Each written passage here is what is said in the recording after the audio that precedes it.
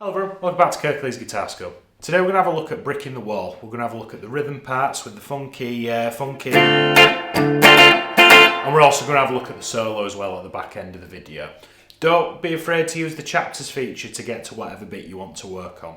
Now before we get going, there's a full PDF of this that you can download for free from our private Facebook group. If you head to the first link in the description and join the Facebook group, navigate to the Files tab and you can download it there for free. Don't want anything from you, and there's a really big archive of every lesson I've ever done on this channel can be downloaded there for free for you to work along. So it's a really good resource, completely for free, don't want anything from you. Right, so let's get into the meat and potatoes of today then. So here are the chords that we're using. Now we could use open chords, but to be honest, Gilmour's using bar chords, and if you're wanting to really nail this, I would advise that you use the correct chords. So screenshot those if you need to. These are available on the PDF as well, by the way. And let's have a look at the first bit. So the all these screen grabs are from the actual PDF, which you can download for free. So if you need, if you want to sort of annotate stuff and scribble on bits like I do, print yourself a copy off and go with it. Go through it with me. So we've got that D minor chord, and we've got the.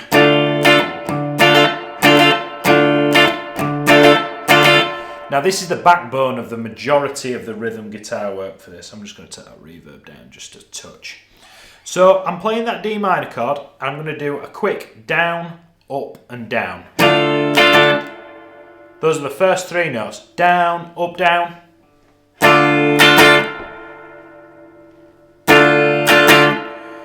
And then can you see here? We've got a little downstroke, and I'm just focusing on the lower end of the chord. Now, just because the upper end of the chord isn't in the tab, doesn't mean that you need to let go. I'm just hitting these strings here. If you catch the G by mistake, it's not the end of the world. Nobody's going to come lock you up, but I want it to be a lesser stroke where you're focusing on the bass end of the chord. So I've got a down, up, down, full stroke, and then I've got a down stroke just on these lower parts of the chord.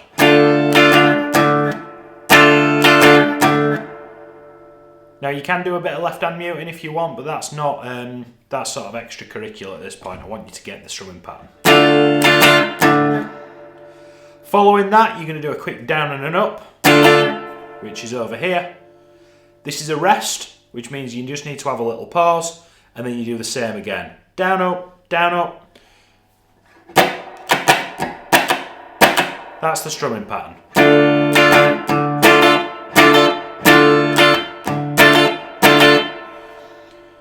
So you're going to do that for 4 bars before he starts singing. Now I think I should sort of preface the next section with, I sort of posted this out to the Facebook community and said, there's a couple of different ways I can teach this lesson because there's a lot going on, what do you want?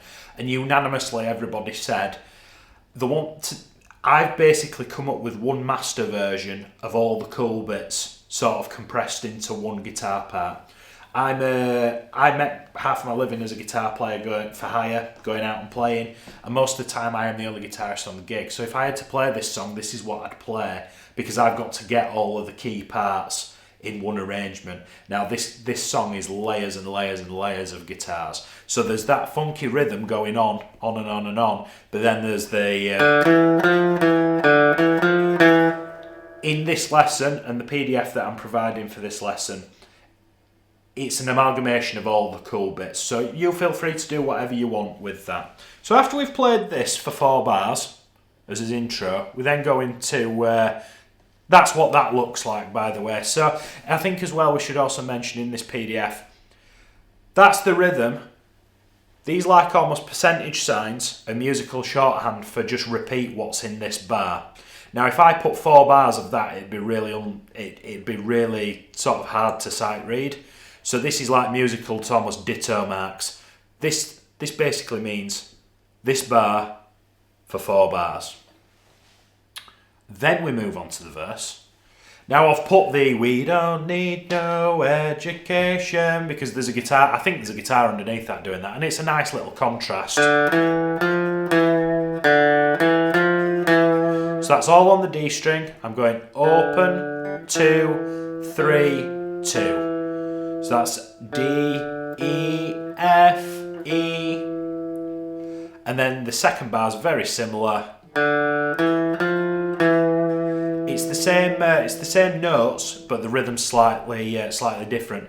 Now you could count the crotches and quavers that are at the bottom of the slide, or I think of the we don't need no education. Pause the video and get that under your fingers, because what I'm doing is I'm ping-ponging between those two bits. So I'm going.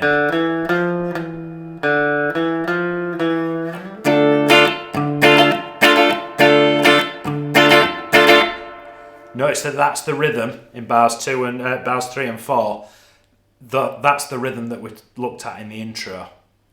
So you've got a little bit of lead, little bit of rhythm. Pause the video and get that under your fingers for me. As we move into the next part of the verse, just play a bit of spot the difference there. Let's go back to the previous slide. I want you to look at bar 2. Can you see how that E note, that second fret on the D at the end of the second bar has disappeared? That's the only difference between these two slides. So that first bit will be, we don't need no thought control. It doesn't go back to that E note. Let me play you the first one.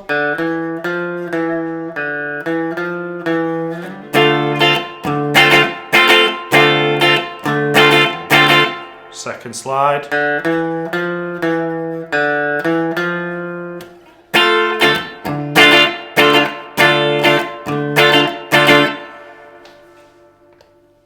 So from that point, you're essentially those two slides, and this is laid out in the PDF, and this is why I'd do it. I'd have it to hand.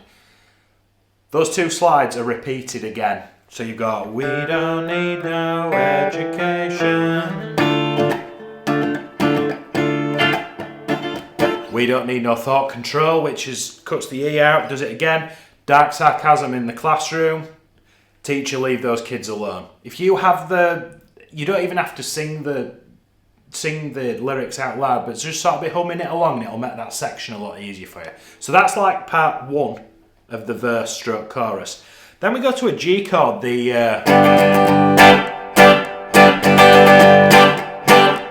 So let's have a look at that. Now we're going to that G bar chord. Now let's split this up into chunks. So you can see from my logic in the previous slides that essentially once we've got the rhythm, it repeats again. So look at these first 4 notes here, these semiquavers. Down, up, down, up. So that's a really quick flurry. Down, up, down, up.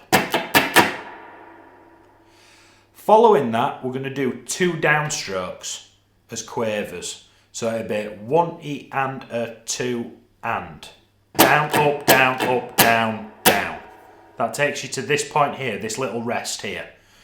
Down, up, down, up, down, down. Let's get that under your fingers first. Sorry. Down, up, down, up, down, down.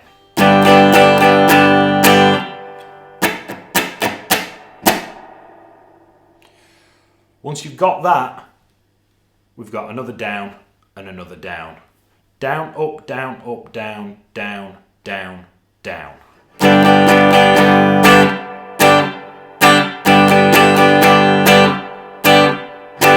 You could think of it even as a group of 5 and then a group of 4, maybe. I'll leave the ball in your court with that.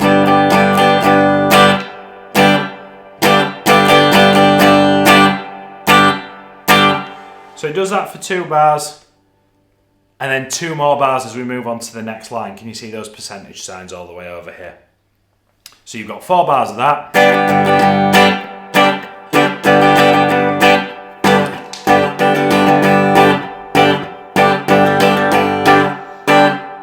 Do you see me drop my pick then? I'm just going to have to rescue that. Cut.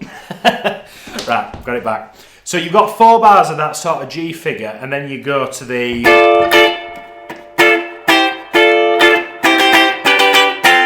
Now that looks far more difficult than it actually is. They use I call these Motown chords. They've got these little kind of like flurries. So what I'm going to do is I'm going to go to, instead of D minor here, you can play D minor by barring the 10th fret from the G string downwards. I'm barring all of that with one finger, my ring finger specifically, and I'm going to go down, up, down. And it's just the same as if you're... It's just the same as the first 3 notes of that pattern where you're playing it at the beginning of the song, but it's up here in the next inversion. An inversion's just a posh way of saying the same notes of the chord in a different place on the neck in a different order. So you're going to do those 3 notes, down, up, down. You got a little rest, and then you're going to hit that one more time. Practice that first.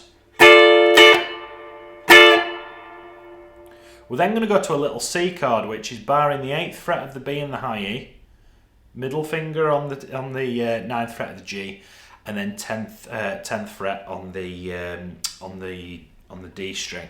That creates a little C chord. Think of it as it's this shape, but I'm just sort of picking the notes that I need. So you've got. You just move to that really, really quickly. Now would be a really good time to pause that and just get that 1 bar under your fingers. And after you've played that C, you go back to the D over here, and it's just the same, down, up, down. It's just the same as what we do here. It's just mirrored there.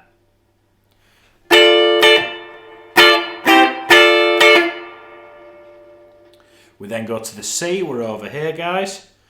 Down, up, down. You're going to move to a G inversion, which is it's like a D chord, but instead of starting on fret 2 and fret 3, it's fret 7 and fret 8. Sorry. And then you take that shape down 2 frets and just hit one cheeky little F there.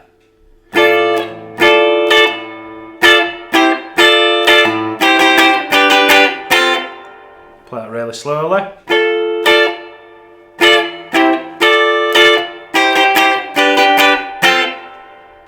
Pause the video and get that under your fingers. It will come, it's just a little bit, it's almost a bit Nile Rodgersy, if that's a word.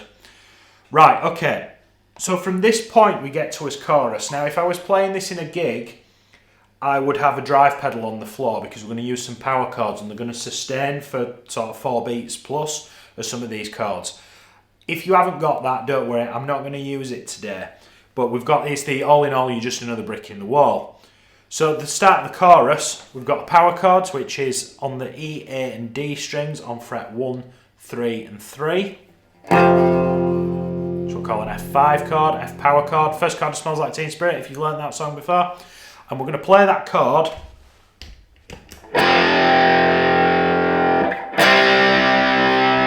That's what it sounds like with a bit of gain on. That's the Sir Riot there I'm using to get that sound. And we're going to hold that for 4 beats. 1, 2, 3, 4. And then we're going to move to a C chord, which is fret 3, fret 5 and fret 5 on the A, D and G strings.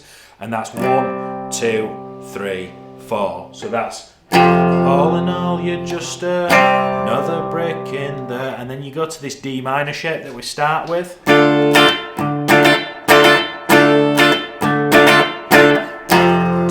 3, 4. 1, 2, 3, 4.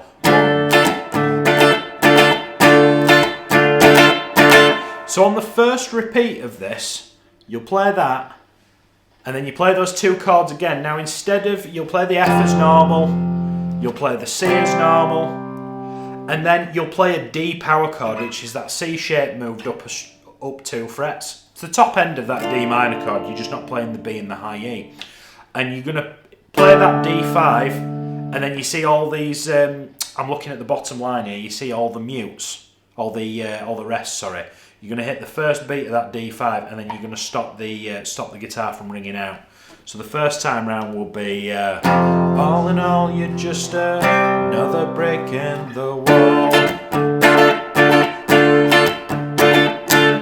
Second time round a bit. All in all, you're just another. He says, all in all, you're just another brick in the wall.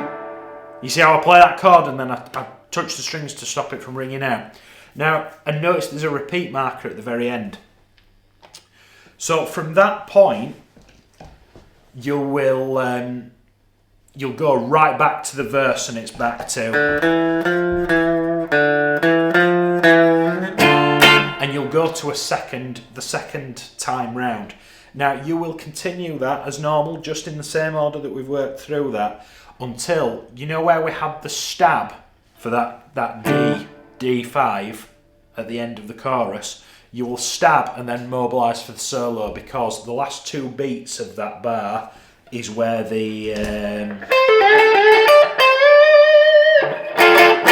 that comes in, and it's specifically which we're going to break down in a second. Right, and folks, I've had a shuffle around with my slides and I'm back now. So we are looking at the solo now. So be patient with this one. We're going to talk about bends, so much so that we're bending almost 2 frets. Now you can in some instances where you need to bend, say, the 13th fret 2 steps. If you can't get there on your guitar, come up a fret and then just do a full step bend. That's not cheating by any stretch of the imagination, but I'm trying to be as authentic as I can. So if that bit's bothering you, post it in the Facebook group and we can sort of have a roundtable discussion about it another day. Okay? Right, Gilmour actually used a gold top with P90s to record this. Sounds like it's plugged straight into the desk. I could be wrong, it's just kind of got that certain vibe to it. So I'm using this lovely Gibson Les Paul standard. I think it's a 2021 model, I think. It's either 2020 or 2021 model in bulb and burst. I needed something with loads of frets rather than my other burst is starting to get a little bit thin on the ground, so I thought we'd try this one today. I'm using the Princeton with the bass on 5 and the treble on 6, and then I'm using a tube screamer with the tone set to 10 o'clock, the level set to 12 o'clock, and the gain set to 9 o'clock. I've got quite a lot of gain in this one. And I'm using my neck pickup with the volume on 10 and the tone down to about 7. I'm kind of going for that Clapton woman tone thing, but not as thick and warbly. Right, so as I said in my previous slide, the first bit of this solo ties in really nicely with the previous bit. That D5 is the end of the chorus. And then we've got now this is in D minor pentatonic. We're going to play with his ring finger. We're going to pull off from that C note on the 13th fret of the B to the 10th fret of the B.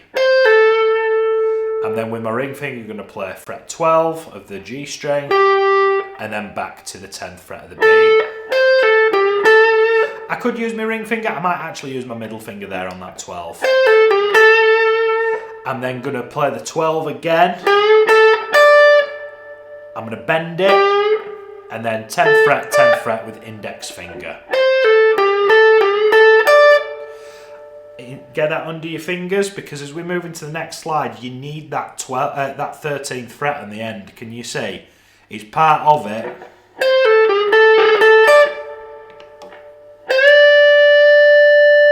And that bend has got loads of vibrato on it.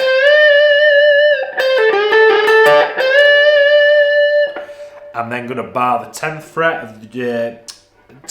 of the G, D, G and B strings, and I'm going to go down, up, down. Can you see this cheeky little rest here? So I'm doing a down and an up, then relieving the pressure, and then do one more.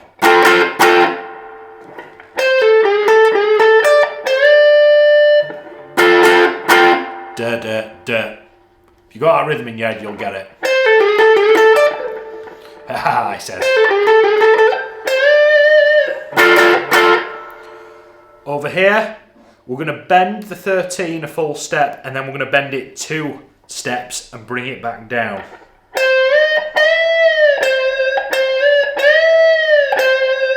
Now that's really rough on your finger. So I'm bending it up, and then bring it back down. Now that one you're going to have to play with and salt and pepper to taste. What I didn't want to do is, I pride myself on writing these transcriptions that don't have a load of chaff in it that make it really hard to read. And this is one of those instances where I need you to use your ear. Da da da da.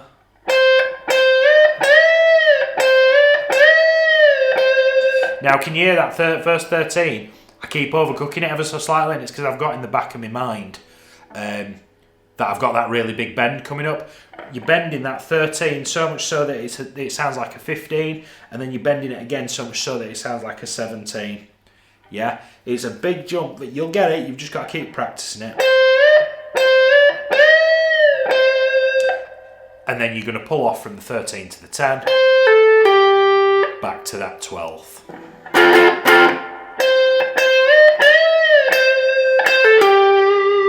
And you're going to finish.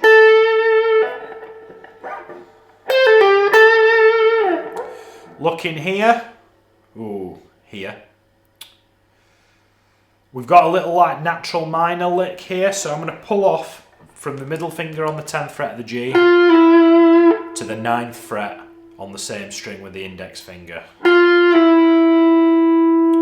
then going to use my ring finger to play the 12th fret above it.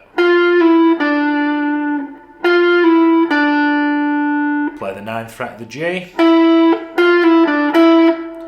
I'm then going to break position and hammer between the 10th fret and the 12th fret. And then bar down to the G.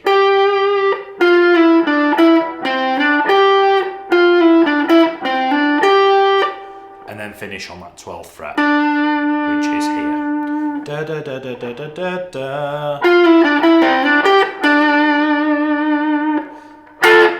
And then you just got a cheeky little 10 and 10 on the G and the B there.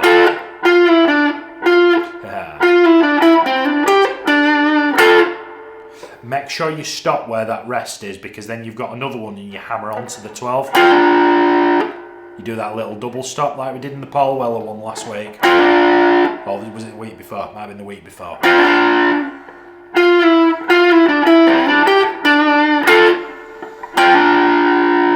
That's the first 2 bars. Pause that and get that under your fingers for me. This looks really complicated, but it's actually straightforward. You've got 10, 10, 12, 10, 10, 12, and I'm going to bar those 10s with the index finger and do it twice.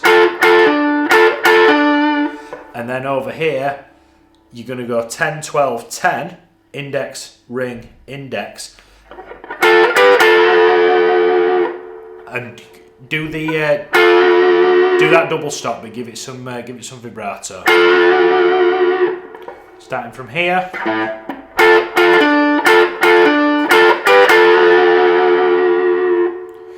Pause the video and get that under your fingers. Now, granted, I'm going through this at a rate of knots, and the idea is use the chapters in this to get it under your fingers for me. It's gonna be a process of building and stacking all these on top of each other. I might actually do a video around how to sort of practice something like this. Let me know in the comments if you're interested in that.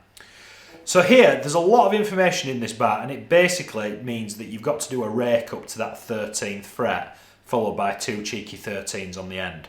When a note's in brackets, it's what we call a tied note. You're going to bend this 13th fret, and it's going to last so long that it actually bleeds over into the next bar. You don't have to pick a note that's covered in brackets. Just the same here, look. Yeah? Now these X's are what's called a rake, so I'm going to mobilise and get ready on that 13th fret of the high E, but I'm using my palm to sort of kill the strings to give you that sort of, as I pass over the D, the G and the B strings. Yeah, that's how it's called a rake. Stevie Ray Vaughan did it loads.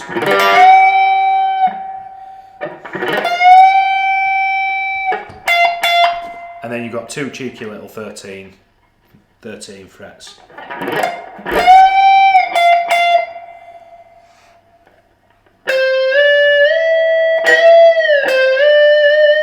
That's this bit over here. So you're gonna play the 13, bend it a full fret, bring it down, bend the 13, go 2 frets, then you're gonna pick it again and take it up another half a step. Now it might be a good idea to if you want to embark on this solo, let's make sure you've got a spare set of strings in your bag, because it's probably going to happen.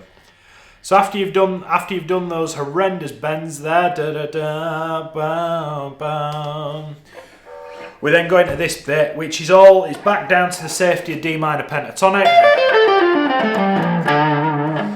We'll going to bend the 12 and then hammer, and then bar the 10th fret of the B and the high E. Pull off between the 13 and the 10 on the B. Bend the 12 on the G. And then finish on that 10th fret. And then we mimic that again with pulling off between the 12 and the 10 to the D string.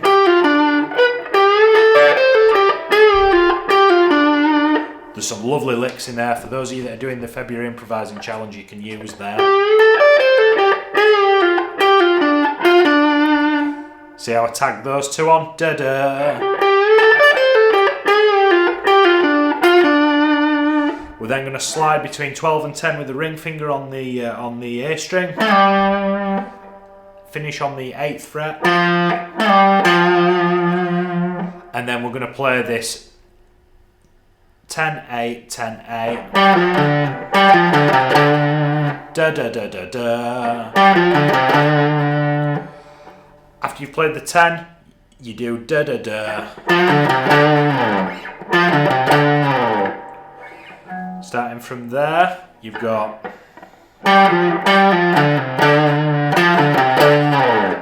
all tied together, is that. Moving on. Now this is a really interesting lick because it comes down to sort of 5th position. We're going to slide into the 7th fret of the D. It's like a nice little pentatonic bit. Slide into the 7 on the D, and then you've got 5th fret and 7th fret on the G. We're then going to move down to the B string, and we're going to do a really quick semiquaver triplet. It's almost a trill, almost, between the 5th fret and the 5th fret and the 6th fret. Hammer on and then pull off again. And go back to that D note there.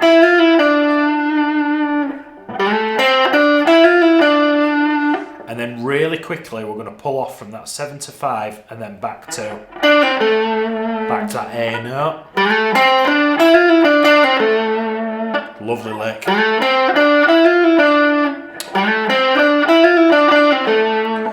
And then from here, da da da da. Sorry. You see how I'm bending that 6 a little bit?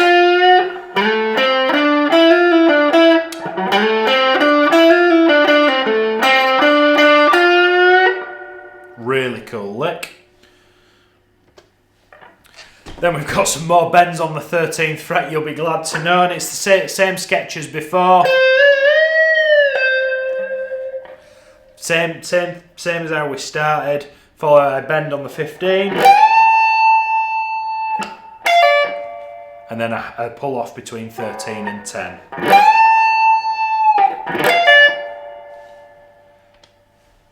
We then slide into the 15 of the B string. And then come to the 13th fret of the high E string. It's a really long one, is this, guys. We're nearly there. Followed by a little muted note. Now I don't know if that was a slip. I'm not sure what that was there, but he's doing it on the record, so we're going to do it. If we're going to do it, we're doing it properly. I'm then going to play this 15th fret. Now, I wasn't sure how to notate this in Guitar Pro. You want to pick this very first 15, and all these notes should be tied together until you hit this one over here. So you pick the 15, and you're going to bend it up, bring it down, bend it up, bring it down, bend it up, bring it down, all in one sort of...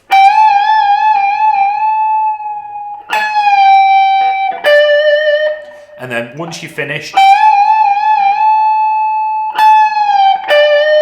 notice how I'm bringing it down, and that's where I pick it for the second time. And then I've got the 15th fret on the D string, which is the on the B string, which is the root. It's a D. We then got some more big bends. Where are we? Okay, so I've run out of slides, so I've had to come this way. I'm going to hit the 18th fret of the high E string, bend it, and then I'm going to pick it once again while it's up there. So, and then I come up 2 frets to the 20th fret, and I hit that really high note there. I'm then going to pull off between the 20th, where are we? I'm going to pull off between the 20th fret and the 17th fret twice. That's in a solo somewhere else and it's really bugging me what it is. If you get... It'll come to me as soon as I stop recording, I know it. If you know what that solo's, it's a different band completely, but if you recognise that from somewhere else, let me know in the comments, put me out of my misery. Anyway, so we're going to pull off between 20 and 17. Then we're going to go back down to first position minor pentatonic, and you've got 10, 10, 10, 10, 10, 12. So I'm going to pick the 10, mute it, pick it again, mute it, pick it a final time, and I'm just going to bend it. We spoke in the podcast about tweaks. I'm bending it a quarter step. I'm just bending it out of tune ever so slightly to get a sort of bluesy.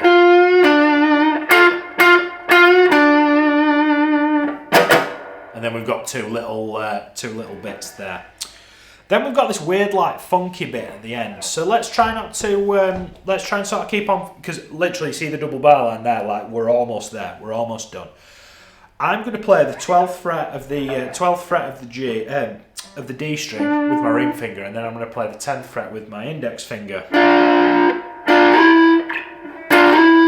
I'm going to pick those and then slide them up 2 frets. And then while I'm up there, I'm then going to use my second finger to hit the 13th fret of the B string while I'm there. Sort of create a little chord. We're sort of going back to this Nile Rodgers-y kind of funky thing. And then you go back to where you start. Bar the 12th fret of the G and the B. Hit that twice. 10th fret with the index finger, and then you've got 2 clicks and the stab there, followed by final little lick which is on the A string, which is 10th fret to the 8th fret on the ring finger to index finger, up to that 10th fret on the low E, 10 A, 10 A on the A string, and then the root note on the 10th fret of the low E string. So, bit of a slog that one, because it's one of the most famous guitar solos of all time. You need to print that PDF out, especially for the ending of that, and go through it with a fine tooth comb. What I do is I like to use post-it notes when I'm practicing to mask certain bits off. And what that enables me to do is it enables me to stop reading ahead and I can really focus on one bit. If you think that'd be helpful, let me know and I'll do a specific video. We'll do it together with a solo, and I think it'd be really helpful for how I break this stuff down. And I sort of say I always break it up into chunks and then bolt a little bit more on. That's exactly what you need to do in this case. So, thank you very much for watching. I'll see you next week for another electric guitar lesson. Thanks a lot.